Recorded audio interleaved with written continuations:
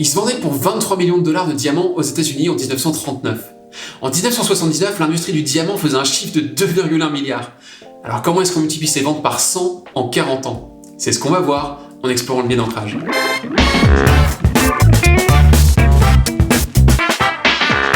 On s'échange les alliances au mariage depuis la Rome antique. C'est rond, ça n'a pas de fin, le symbole par excellence de l'amour éternel. Bon, très bien. Mais ce qu'on sait peut-être un peu moins, c'est que jusqu'à la Deuxième Guerre mondiale, les alliances étaient souvent en ivoire, en cuir, en or, en argent, ou encore ornées de rubis pour l'amour passionné et d'émeraude pour l'espoir. Mais assez rarement finalement de diamants. La part de marché la plus célèbre des pierres précieuses était de l'ordre de 10%. Le truc c'est que ça embêtait pas mal de Beers, qui avait une position de quasi-monopole sur le commerce de diamants. Ça sert à quoi de dominer un marché s'il n'y a pas de marché? Tu veux faire quoi cette nuit? La même chose que chaque nuit, Minus. Tenter de conquérir le monde. Du coup, ils ont fait appel à une agence créative qui leur a donné deux idées géniales. La première, vous la connaissez certainement, mais celle qui a fait faire la grimace à tous ceux qui ont déjà dû acheter une alliance au moins une fois dans leur vie, c'est un secret bien gardé. Celle que vous connaissez, c'est un slogan simple, qui a donné son nom à un James Bond, les diamants sont éternels. Utilisé dans toutes les pubs de Beers depuis 1948, le slogan a été consciencieusement nourri par un plan com digne des campagnes d'influence Instagram. Stars hollywoodiennes, créateurs de mode, histoires d'amour, tout a été utilisé pour imprimer dans l'inconscient collectif qu'un amour éternel avait besoin d'une pierre éternelle. Sauf que la toute-puissance de De Beers reposait sur un mensonge fondateur. Les diamants sont rares. Faux. C'est cool que tu aides ce petit jeune à démarrer. Depuis que les Anglais ont ouvert de grandes mines de diamants en Afrique du Sud à la fin du 19e siècle, c'est devenu une pierre presque commune. God save the Queen. Bien sûr, ça n'empêche pas de jouer sur le biais de rareté, et on va en reparler, mais ça suffit pas. Du coup, dans les années 40, à New York, on trouvait des petits diamants pas très beaux, mais très bon marché. C'est là qu'entre en jeu notre fameux secret marketing, l'utilisation du biais d'ancrage. Tout l'effort de com autour des diamants éternels a fait la décision d'achat d'une alliance un acte identitaire. Vous êtes cool, branché et éternellement amoureux? Achetez un diamant. Mais il manquait un prix. Ça coûte combien un diamant, vous le savez vous? De Beers va répondre à la question: 1 mois de salaire. Pas un vulgaire prix. Non, un impact émotionnel. Tu m'aimes combien? Seulement 2 semaines de salaire? T'as beau gagner un salaire de basketteur, apparemment tu m'aimes pas assez. En 1980, ils sont passés à la vitesse supérieure en disant que c'était même 2 mois de salaire qu'ils devaient y passer. Et au Japon, De Beers a poussé le bouchon encore plus loin en allant jusqu'à 3 mois.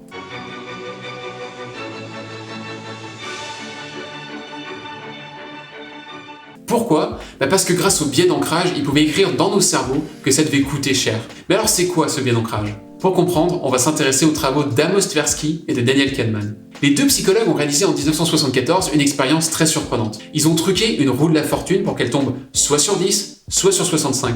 Les cobayes devaient la faire tourner et une fois qu'elle s'était arrêtée, ils répondaient à une question qui avait rien à voir du tout: quelle est la proportion de pays africains à l'ONU? Quand la roue s'était arrêtée sur 10, ils répondaient en moyenne que c'était 25%.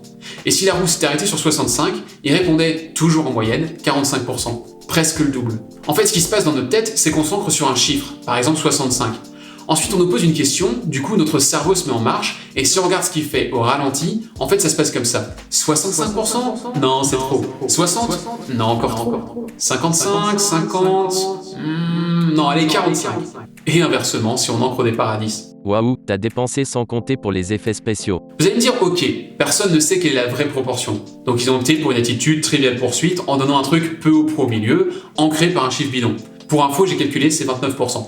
Mais qu'est-ce qui se passe si on s'y connaît un peu mieux sur le sujet de la question? Waouh, ta phrase est presque aussi française que... Moi je pense que la question elle est vite répondue. C'est la question que se sont posées Gregory Northcraft et Margaret Neal de l'université d'Arizona. Ils ont recruté 2 panels d'agents immobiliers expérimentés et ils leur ont fait visiter une maison à Tucson qu'ils devaient estimer. Ils pouvaient inspecter le logement dans le moindre détail et ils recevaient un joli dossier bien complet qui leur fournissait toutes les infos utiles. La seule différence entre les 2 panels, c'est que pour le premier, le prix indiqué était de 65 900 $, alors que pour l'autre, il était annoncé à 83 900 $. Résultat, les agents qui voyaient le prix le plus bas estimaient la maison en moyenne à 67 800, contre 75 200 pour les autres, ce qui fait un écart de plus de 11%, juste par la grâce du biais d'ancrage.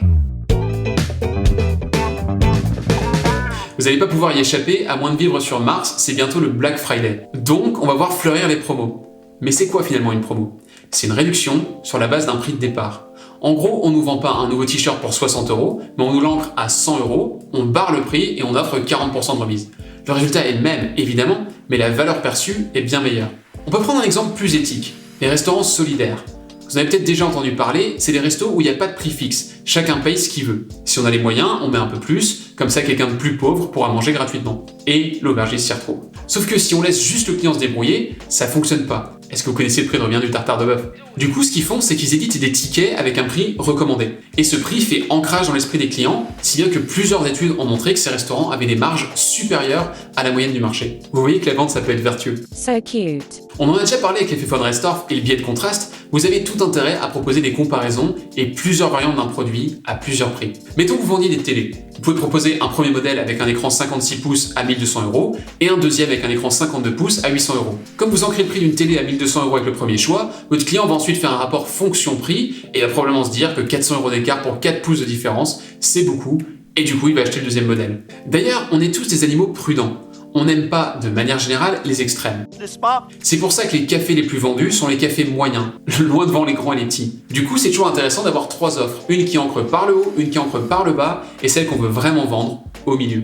Et mettons que vous vouliez acheter un costume et une chemise. Si le vendeur est malin, il va d'abord vous faire choisir le costume. Parce qu'en ancrant votre virée shopping aux alentours de 500 € avec ce premier achat, il va faire apparaître la chemise à 40 € comme une futilité. Et ensuite, vous proposez une ceinture, des chaussures ou une cravate. C'est la même histoire avec les vendeurs de voitures.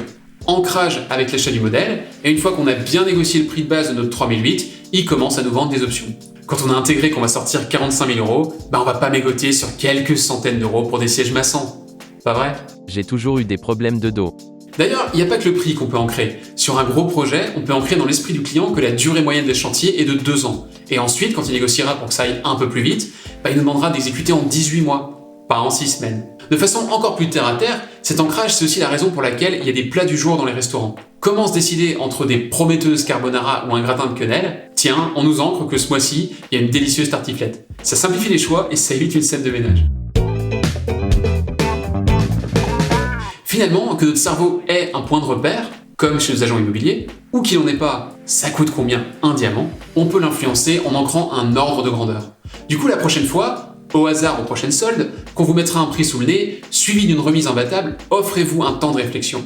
Oui, l'ancrage est très puissant, mais il a un point faible. Quand on prend le temps de l'analyser, on arrive à lire entre les lignes si c'est une arnaque ou pas. C'est bien pour ça qu'il est souvent associé à l'urgence. Mais ça, c'est notre histoire. Vous avez consacré 6 minutes à cet épisode. Et si vous preniez 15 secondes de plus pour le partager avec un ami, un proche ou un comptable, ces tout petits 4% de temps en plus m'aident énormément, alors je compte sur vous. À bientôt.